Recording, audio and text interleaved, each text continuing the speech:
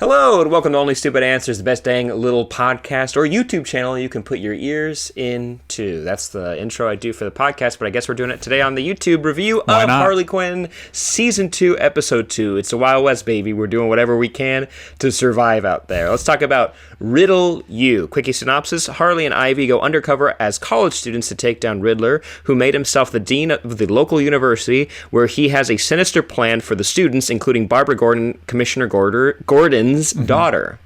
So right off the bat, I gotta say a couple things. One, I like that since it's Jim Rash who plays Riddler, the joke of him being a dean at a college, I was like, oh, that's cute, community, whatever. But I also do like that it kind of works for the Riddler, because it's like, oh yeah, of course Riddler would want to run a school wherever, like, be responsible for like educating people, something where he's the smartest guy on campus, like whatever.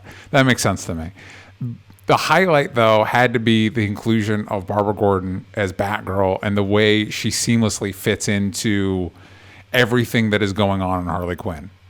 I fully agree. And the way that that's my favorite Batgirl costume. It's so cool. Yes, it's agreed. It stands out way more than like Batwoman's costume's cool, Nightwing. Everyone's got cool aspects to their costumes, but hers is so unique. It feels very much like it's DIY. I hope she gets involved more. And also I like the idea of putting a square on Harley's team, because you need someone who's like, no killing. It's we're still gonna, like, we had King Shark and Dr. Psycho put a gigantic spike on the front of a car and pick up one of the Two-Face goons, and he just sat there. God damn it, I love it's Bainton, and if you lived here, you'd be home already. It's a really solid joke. I also would like to just go on record as saying that is also my favorite Batgirl costume, and I don't know why we've left it in the comics. And I'm kind of hoping that, like, pop culture and media, like when Barbara Gordon finally gets into the movies, and maybe she reportedly she's supposed to show up on Titans this season, I hope we just accept that that's the Batgirl costumes and kind of like force comics hands that, like, no, this is the costume we're doing. Please, they switched it to like the blue and the yellow on the comic in the current comic run, and I'm like, no. Yeah, like a crazy skin tight. Like I'm thinking back to like Heroes in Crisis. And it's like, what is happening? Anyway, neither here nor there. I liked King Shark and Psycho's little side venture that ended up being kind of pointless, but did give us a good sense of like what it's like in New Gotham right now. And I liked Clayface going deep undercover. Deep, like, and he also, that was his best character work. They mentioned it in the episode. He was really committed to it, to a fault, to a full fault. Very much to the detriment of the entire mission. And what do they teach? They don't teach. There was a good joke where it's like, no more teaching riddles. Teach something that can actually get a job, like art history. Yeah. She's being dragged away. What was funny is this episode, I forgot that Barbara's supposed to show up in this episode, and so when they keep going to the girl doing the tours, and then it ended up being Barbara Gordon, I'm like, that's great. Also, the way they're using Commissioner Gordon is so, like, oh, poor Commissioner Gordon. He's just crashing in his daughter's dorm. He's a mess. He's just a mess. And I like his, like, weird chest V. Yes. Like, last week we were like, oh, wait, what if he becomes Batman? It's like, no, we're gonna do Batgirl. We're gonna do Batgirl. We might get him, like, losing his mind and, like, putting on a costume and running out there, which is also funny. Yes. But no, I feel like he's gonna be the sad sack, and I don't mind. What was that thing he ate? Like, his daughter throws something at him, it lands in his chest hair, and then he eats it, and he spits it out immediately. That wasn't a chip. That wasn't a chip. I also like when he pulls a chip out of his chest hair. She's like, that's it from the bag that you're eating right now. Yeah, he's a mess. He's falling apart. So now, just to keep score about what's going on in New Gotham, Penguin dead, and Riddler now is, I guess, the power source for Harley's operation. Yeah, just for them all. Well, there you go. And I did like that they didn't kill him, because it still, like, leaves some wiggle room for other things to happen right now. And also, he's a liability having someone there. Like, I feel like he could manipulate any of the team members pretty easily. Yes. Not Harley or Ivy, but Clayface definitely.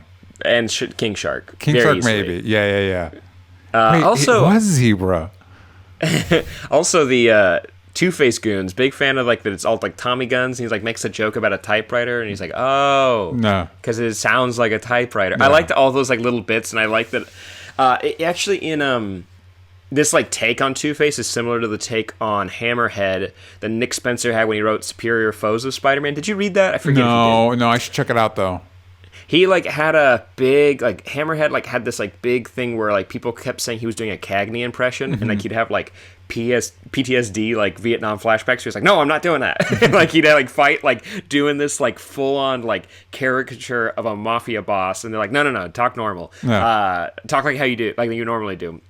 I'm getting similar vibes to this. That Two-Face, the character, hasn't spoken like that, but I do like that his goons are acting like it's 1920s Chicago. Yes. There's even a mention of that. But Bainton is my personal favorite. I love that idea because, of course, it's lame. It is cool that everybody gets like that Venom stuff, so they get to turn into Banes. And apparently, King Shark and Dr. Psycho did fine. Yes, they did fine getting out of there. Yeah, I hope that Two-Face goon who was on the front of the car died. I don't know where he ended up, but I hope he died. He'll come back later in the season as like a cyborg or something. So, is Bainton where you would like to, if you were in New Gotham, is that where you would set up shop? Wouldn't you want to do Riddler U? I mean, you could have time to work on an associate degree. Like you don't have.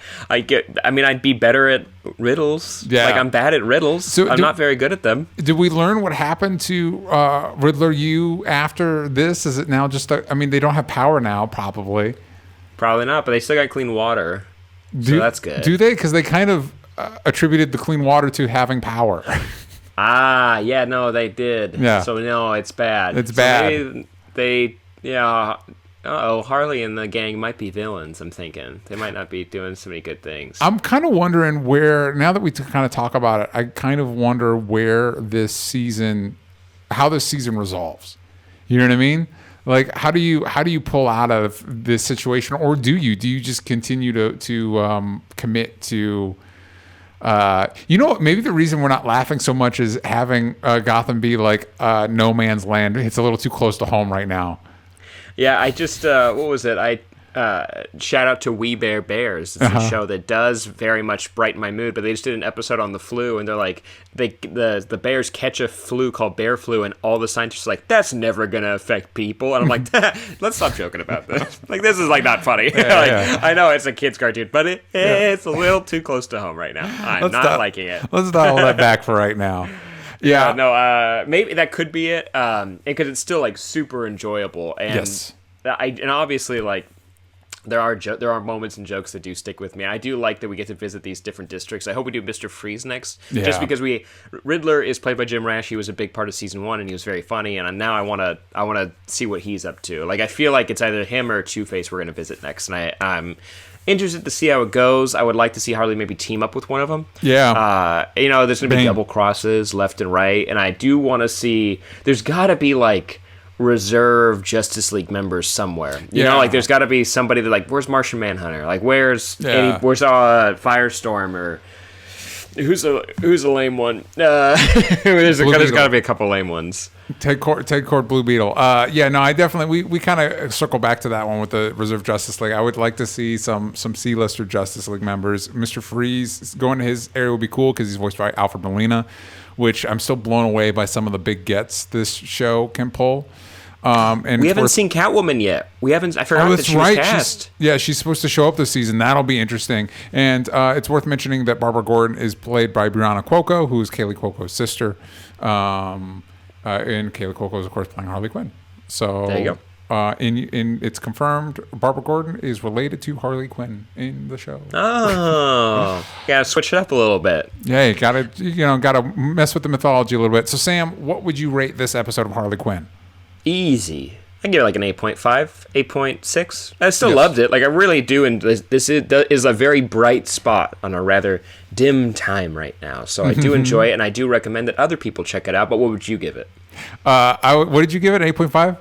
8.5, 8.6. I was stuck on you talked about a dim time, and I'd like to imagine that it's like we're not in the dark ages right now. We're in the dim ages. Yeah, it's not like see-through. It's like translucent. It's not too bad. Yeah. It's not dark. It's like not dark. It's just a little dim. No, I would give this an 8.5 as well. I thought it was very funny and very entertaining. I still think that the show is like in this kind of sweet spot where it's still like a lot of the setup is done. You know what I mean? And now we're in this cool where we're getting to add new characters and see the show's take on. Now that we've established the world, we're going to see the show's take on characters like Barbara Gordon. And I really do, like you said, I like the gee whiz aspect of her, in particular with relation to the anarchic quality of Harley and Poison Ivy. And also, weirdly, it gives me like, even though the worlds are very, very different, it's like, this could be a cool way to, like, not a template because the world's very different, but like after seeing Birds of Prey and the Fantabulous Emancipation of Harley Quinn, you want to see Barbara Gordon be a part of that world. And so we're already kind of seeing like a relationship building in this show between Harley and Barbara. And it's like, oh, maybe we could see that in a Birds of Prey sequel if we ever get it. That'd be cool. Yeah. I like their... I really hope in the movies they call her Babs. I really want people to... I like when they call Barbara Babs. Big fan of that. And I hope we get to see her more. I like the introduction of other super people showing up. Like Nightwing hasn't shown up yet, and I feel like should go look for his dad. Or like Red Hood or Tim Drake, because it's like Damian is clearly the Batman, the Robin that we have right now. Yeah, have we confirmed that, though? Is it supposed to be Damian? Oh, yeah, because it is his dad, right? Yeah. Yeah. It's his dad. No. It's like, I made him make it for you. And I hope we see Batman again, because Diedrich Bader? Yeah. Diedrich Bader. He does a really good job with the character. And we know he's in a Red Cross pop-up hospital somewhere being taken care of. So hopefully he gets well soon and gets back in action. Batman, just everybody, let's send a get well soon card to Batman and just maybe everybody in general. Let's all just get well soon. Please and thank you. Yes. But gang, let us know what you think of this in the comments down below, and also check out all of our other reviews. We're talking about Tarantino movies as well. We're revisiting them, or for me, I'm visiting them for the very first time. And once this is up, there either will be or there is right now a review for Pulp Fiction. I had never seen that before, and you can yell at me in the comments of that video. Not this one. Talk about Harley Quinn down below. Not this one, but make sure you like, subscribe, check out our Patreon if you can, and we'll see you guys next time. Bye-bye.